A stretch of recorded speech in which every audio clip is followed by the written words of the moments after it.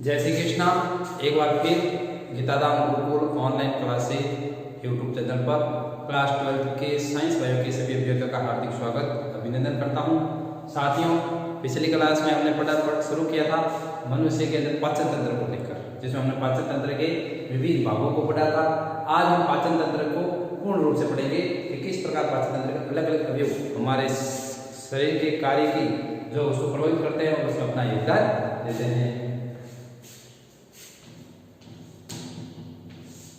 देखिए, पाचन तंत्र के अंदर हमने पढ़ा था कि मनुष्य के अंदर भोजन ग्रहण करने की सबसे प्रमुख जो प्रक्रिया है, जो चरण है, हमारे मुख से शुरू होता है।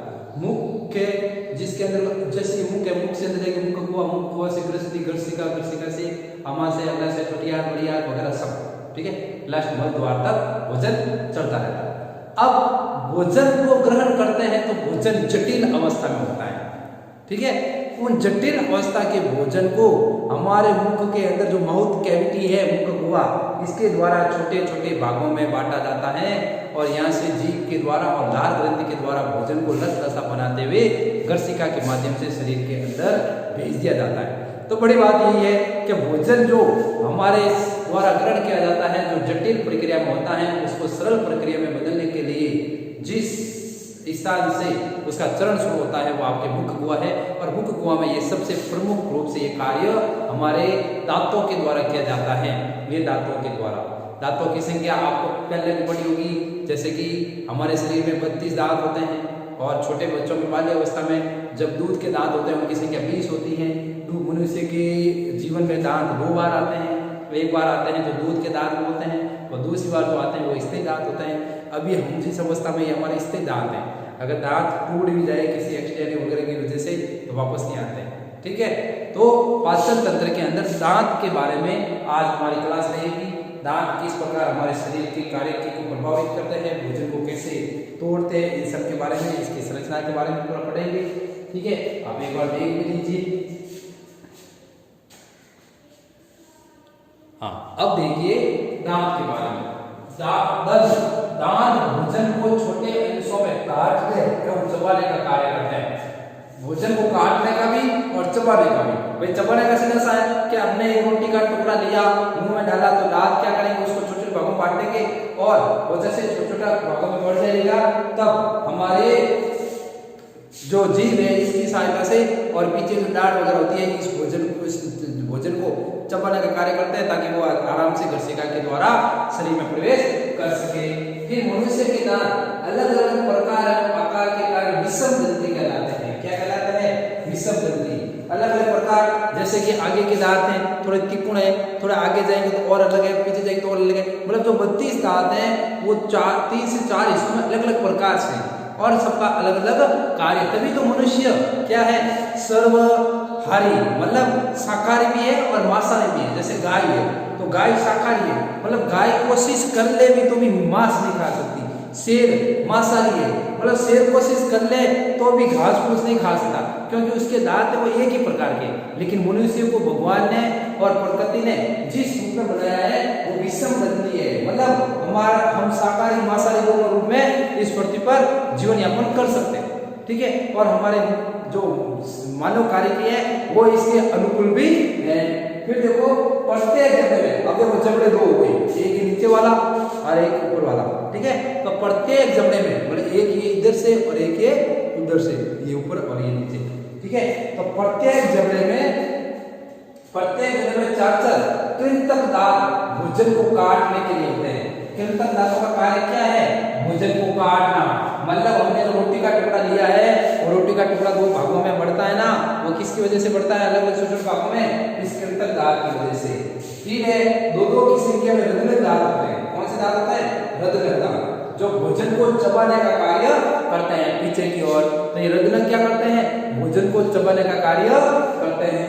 फिर है 4 अग्रचर वर्णक और 6 है वो 6 वर्णक भोजन को तोड़ने के लिए होते हैं, ठीक है।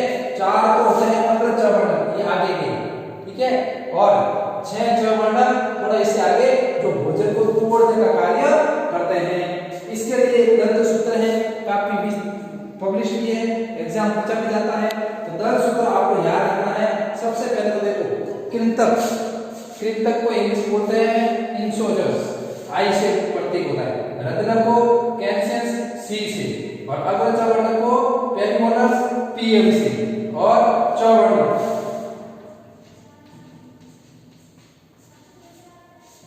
चवर्णक को बोलते हैं मोलर्स, एम से इसको प्रदर्शित करते हैं। तो इसके सूत्र में देखते हैं कि आई बराबर 2/2, तो कृंतक दार में ठीक है 2/2, तो इसको ये 2 होते हैं ठीक है। आई बराबर 2/2 और सी बराबर 1/1 ठीक है। आई बराबर 2/2 ऊपर नीचे, सी बराबर 1/1, पीएम बराबर 2/2, और मोलर्स मैंने यहाँ इसको डायरेक्ट लिख दिए, आप इसको भी काउंट कर सकते हैं ठीक है। और पीएम बराबर 2/2 और एम बराबर 3/3 ठीक है। तो इंटू 2 से गुणा क्यों करते हैं, आप इसको ऐसे यहाँ 2 में भी लिख सकते हैं ठीक है, ताकि एग्जाम में आपको पता भी रहेगा कि जब ये 2 है तो इसको ऊपर नीचे से याद करते हैं। तो देखो आई बराबर 2/2, सी बराबर 1/1, पीएम बराबर 2/2 और एम बराबर 3/3 इंटू 2, इसको 2 से गुणा कर कई बार पूछा गया है कि दंत की संरचना में या दंत सूत्र को समझाइए या दंत सूत्र लिखिए ठीक है। तो आपको ध्यान रखना है कि उसमें से कि आई सी पीएम और एम, आई सी पीएम और एम। सबसे पहले आई कृंतक दार, आई की संख्या कितनी होती है 2/2, फिर सी कौन से है रत्नक दार कैंसेंस, तो सी की संख्या 1/1 ठीक है। पेरिमोलर्स अग्रचवर्णक की संख्या 2/2 और एम चवर्णक मोलर्स 3/3 इंटू 2 से गुणा कर लें। तो यहाँ मैंने डायरेक्ट लिख दिए थे 2 से गुणा करते हुए, लेकिन अपन को 2 को गणित रूप में पढ़ना है, तो हम पहले इसको इस हिसाब से और फिर ये सूत्र आपको ऐसे पढ़ना है। तो इस प्रकार आप दंत सूत्र के द्वारा ये समझ सकते हैं कि हमारे शरीर में जो भोजन ग्रहण करते हैं वो कैसे हमारे अलग अलग प्रकार के और आकार के दांतों की वजह से तोड़ा जाता है, काटा जाता है और चबाया जाता है। अब हम पढ़ते हैं इसमें दंत सूत्र पढ़ते हैं। दंत सूत्र पढ़िए, अब दंत का चित्र बनाकर समझते हैं। उससे पहले कुछ टॉपिक पढ़ लेंगे और इसके बाद दंत का चित्र बनाकर उसको भी देखते हैं।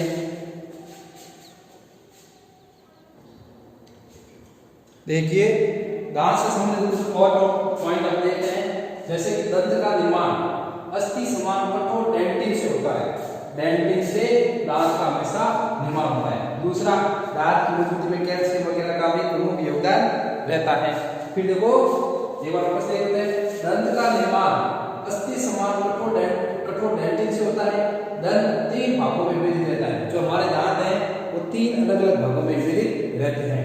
जैसे कि जबड़े की अस्थि, ये नीचे भाग, जबड़े की अस्थि में इसकी निचला भाग मूल कहलाता है, ये मेन ठीक है। ये क्या कहलाता है मूल ठीक है। फिर देखो जबड़े का ऊपरी भाग, ये ऊपर वाला, ये क्या कहलाता है सिकर।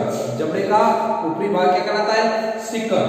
फिर दोनों के मध्य का भाग गिरवा, ये देखो ये जबड़ा, ये सिकर और बीच का जो भाग है ये गिरवा कहलाता है। जैसे कि गिरवा आपने जीके में पढ़ा होगा उदयपुर में ठीक है, पहाड़ियों से घिरा हुआ ठीक है। तो सेम ही है, ये दांतों के जो पहाड़ है इनसे बीच घिरा हुआ बीच का भाग क्या है गिरवा ठीक है। फिर दंत के केंद्रीय भाग में मज्जा गुहा होती है। कौन सी मज्जा गुहा बीच के केंद्रीय भाग होती है। इसमें दंत कोशिका पाई जाती है, रुधिर वाहिनियां और तंत्रिका तंतु होते हैं। जैसे कई बार दूसरे से ब्लड वगैरह आता है ना ठीक है, और ये सभी आपस में जुड़ते हैं। दांत में जब होता है तो सिर तक सर्दन रहता है, पता आपको ठीक है। तो मतलब दांत और सेंसिटिविटी होती ना, एकदम कोई ठंडी चीज खाने को सेंसिटिविटी बोलते हैं ठीक है। तो दांत के केंद्रीय भाग में मज्जा गुहा होती है। इसमें दंत कोशिका, रुधिर वाहिनियां और तंत्रिका तंतु पाए जाते हैं। और दंत कोशिकाएं, जो दंत कोशिकाएं है वो जितनी ज्यादा सक्रिय होती है उतने ही जल्दी दंत के आकार में वृद्धि होती है। दंत कोशिकाएं सक्रिय होती हैं तो दंत के आकार में वृद्धि होती है। कुछ समय पश्चात ये एक्टिव से असक्रिय हो जाती है, एकदम इनएक्टिव हो जाती है, तो दांतों के अंदर उसके आकार की वृद्धि रुक जाती है। कई लोगों के अंदर दांत थोड़े ज्यादा लंबे दिखते हैं थोड़े बाहर की ओर भी, तो उनके बड़ा कारण क्या है दंत कोशिकाओं का अधिक समय तक सक्रिय रह जाना।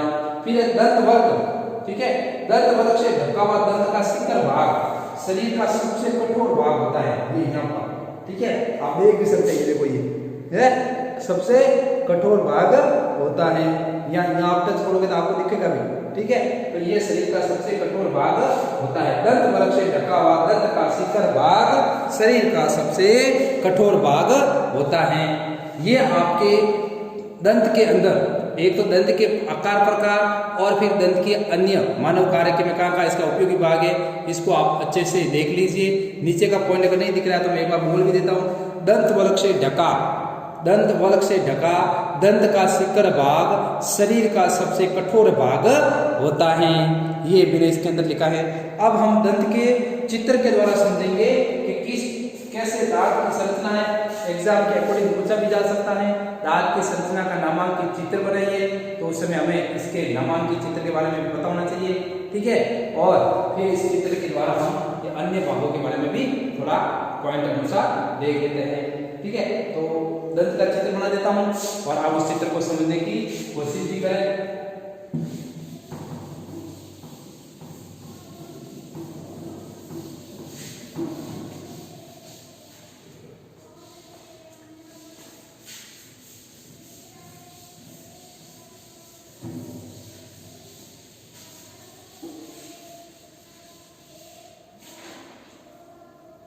देखो सबसे पहले हम यहां से शुरू करते हैं। एक, ठीक है, बना दिया। फिर इसको एक और लाइन दे देते हैं, जैसे यहाँ दी हुई है वैसे की वैसे। ध्यान से देखना भाई, ठीक है, आपको भी बनाने का काम पड़ेगा।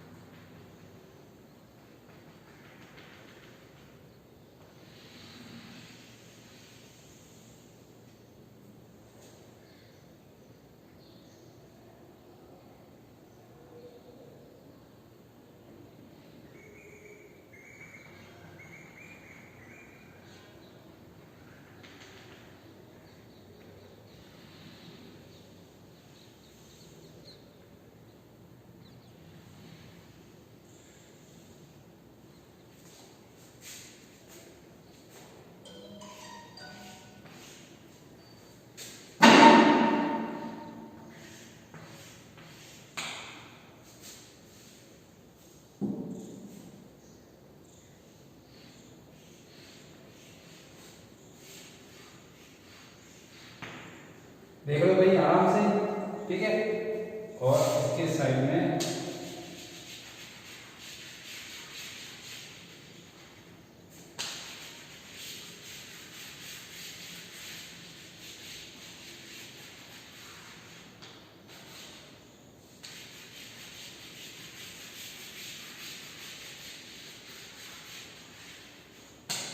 ओके, ये इसके 3 भाग, फर्स्ट ये, सेकंड ये थर्ड। सबसे पहले आपको पता है ऊपर वाला भाग क्या है, शिखर।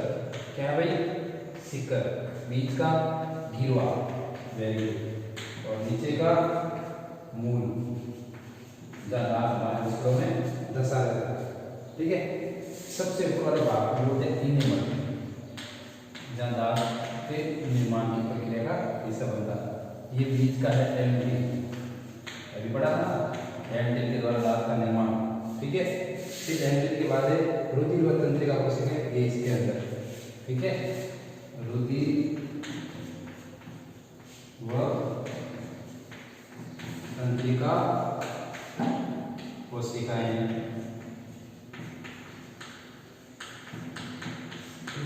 फिर रुधिर और तंत्रिका कोशिकाओं के बाद में ये मसूड़े, ये ना ये मसूड़ा, ये भी मसूड़ा दर्द करता है कई बार लोगों के सेंसिटिविटी की वजह से। और ये इसके यहाँ पे ये दोनों ये लोअर, ठीक है, ये अस्थि मज्जा है, दांत ऐसे रहते हैं, अस्थि, ठीक है। अस्थि के बाद नीचे को जाते हैं, ये है यहाँ पर सीमेंट, ये जिसके दांत बने होते हैं।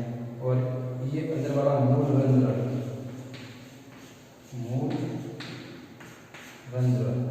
और ये है नीचे का मूल रंध्र का खुला छोर, मूल रंध्र का खुला छोर। तो इस प्रकार आपके दांत की जो संरचना है वो होती है, ठीक है। आप इसको आराम से देख लीजिए और थोड़ा समय इसको और आपको स्पष्ट देखना हो, ये लो, ठीक है।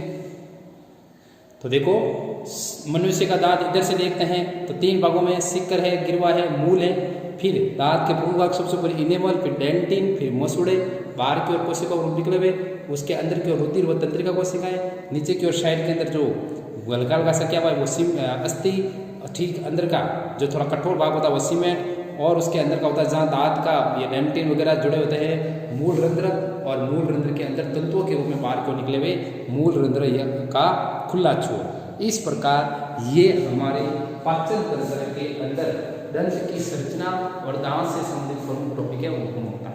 अब आपको घर पर इसके संबंधित डायग्राम को और भी किताब में दिया हुआ है, मेरे से भी अच्छा दिया हुआ है, उसको देखना है, उसको बनाना है, और जो पॉइंट मैंने लिखे हैं इनको आप अपनी कॉपी के अंदर उतार सकते हैं, ठीक है। तो पाचन तंत्र छोटी कक्षा में भी पढ़ा था, हमने 10वीं में पढ़ा था, वहाँ ये दांत का नहीं था क्योंकि वहाँ एक उसका लेवल था। मालूम है साइंस से है और कुछ सोच के साथ साइंस पढ़ने के लिए, डॉक्टर बनना हो, मेडिकल फील्ड में जाना हो, एजुकेशन फील्ड में जाना हो, तो उसके अकॉर्डिंग थोड़ा और विस्तृत है। तो यहाँ पर हमने पाचन तंत्र के अंदर हमारा पहला हिस्सा है जिसके अंदर हमने दंत की संरचना के बारे में विस्तार से पढ़ा। और भी टॉपिक को जानकारी के लिए आप गूगल वगैरह का, यूट्यूब चैनल वगैरह का और भी अलग वीडियो देखें और उससे संबंधित टॉपिक की जानकारी प्राप्त करें। जय श्री कृष्णा, अगली क्लास में मिलेंगे और फिर ऐसे ही कुछ रोचक पॉइंट के साथ देखते हैं, फिर मिलते हैं। जय श्री कृष्णा।